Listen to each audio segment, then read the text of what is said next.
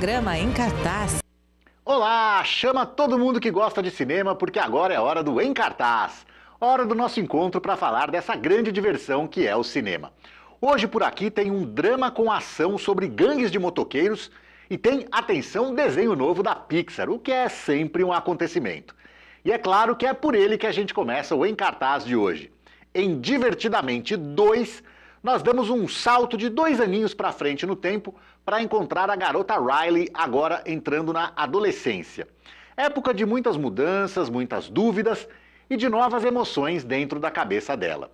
O que significa que pra gente vai ter muita diversão, mas muitas emoções também. Eu dizia que o lançamento de um desenho novo da Pixar é sempre um acontecimento. Sim, isso ainda é válido, mas eu acho que já foi mais. Houve um tempo ali entre a virada do século e 2010 em que os longas-metragens dessa subsidiária da Disney tinham um impacto cultural que ia muito além daquele básico, que é aquela bolha do filme infantil, ou para toda a família, como eu prefiro chamar.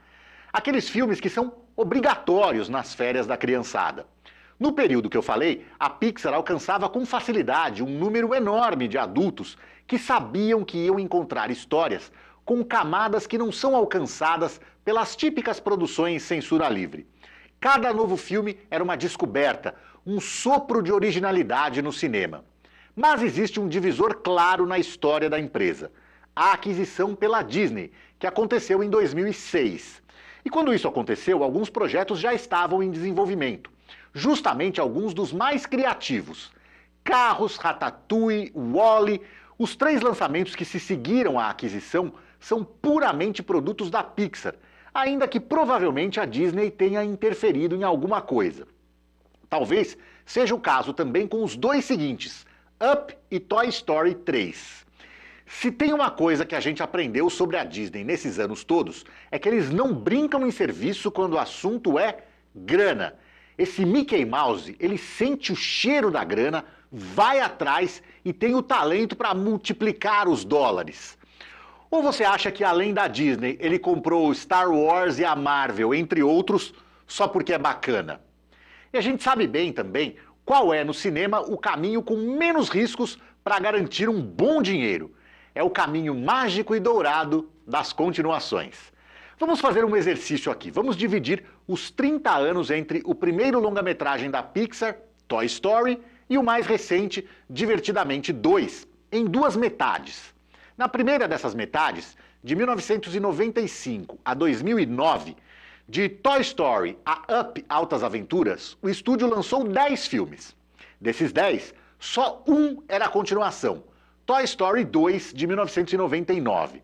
De 2010, quando Mickey Mouse já estava com as 2 mãos firmes no manche da Pixar, pra cá, uma coisa já é notável de cara. Nos mesmos 15 anos, entre 2010 e 2024, entre Toy Story 3 e Divertidamente 2, a produção quase dobrou, de 10 para 18 filmes. Mas o maior salto é no número de continuações. Foram nada menos que 9. Lembrando, uma continuação entre os 10 filmes dos 15 primeiros anos, 9 continuações entre os 18 filmes dos 15 anos seguintes.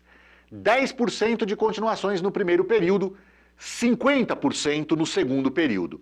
Nisso, a originalidade vai para o ralo. Mas, como nem tudo na vida é assim preto no branco, como a vida é muito mais complexa do que isso, algumas considerações precisam ser feitas.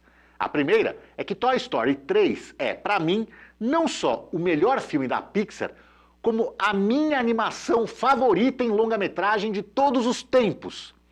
Aliás, eu coloco Toy Story como algo à parte em termos de continuações. É um dos raros casos em que a trilogia faz um sentido lógico, que não tem cara de um negócio só para ganhar dinheiro, como tem muitos outros. Para ficar só na Pixar, Procurando Dory, Universidade de Monstros, Carros 2 e 3 entram nessa categoria. No caso do Toy Story, o 1 e o 2 são bacaninhas, são legais, mas a existência deles é totalmente justificada pelo maravilhoso, inesquecível e emocionante terceiro filme. Até a distância no tempo entre o segundo e o terceiro é perfeita para atingir esse efeito puramente emocional. Aí vem o quarto, vai vir o quinto e sabe lá Deus quantos mais, mas aí é outra história, eu não quero nem falar disso para não me chatear.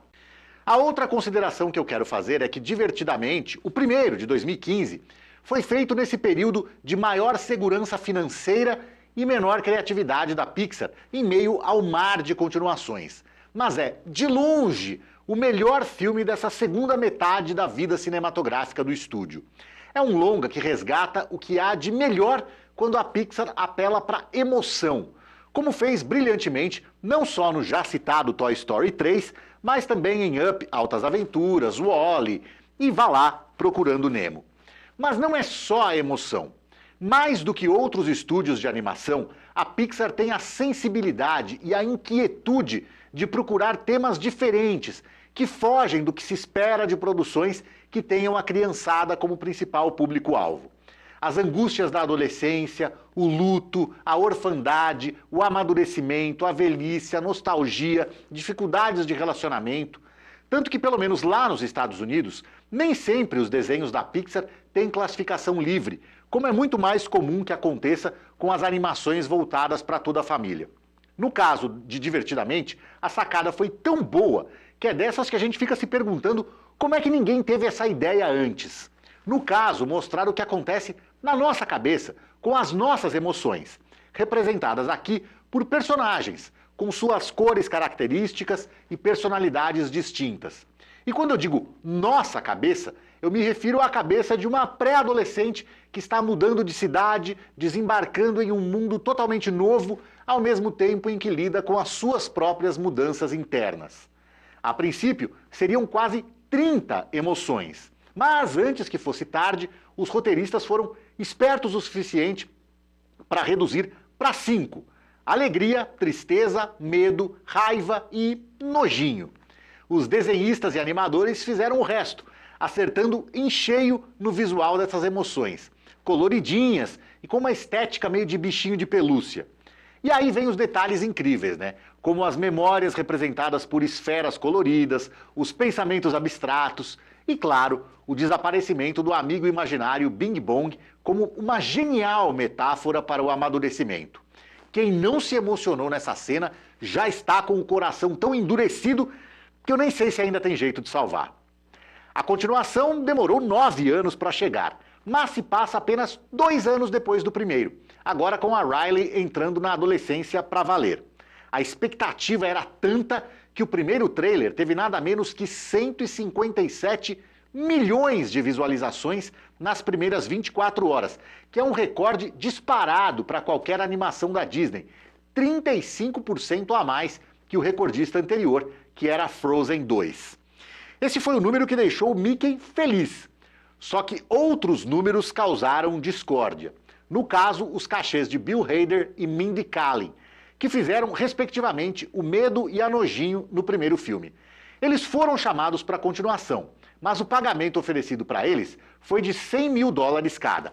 Eu e você aceitaríamos correndo, mas eles ficaram ofendidíssimos e recusaram. Mas tem uma explicação. É que a colega de elenco Amy Poehler, que faz a Alegria, ganhou nada menos que 50 vezes mais. É muito zero para fazer a conta, então eu facilito para você.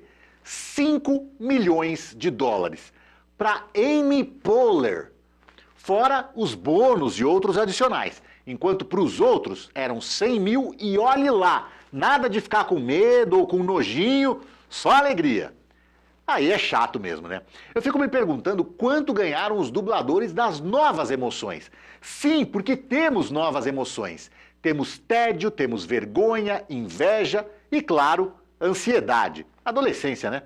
Mas ansiosos estamos nós para ver como tudo isso vai funcionar no cinema.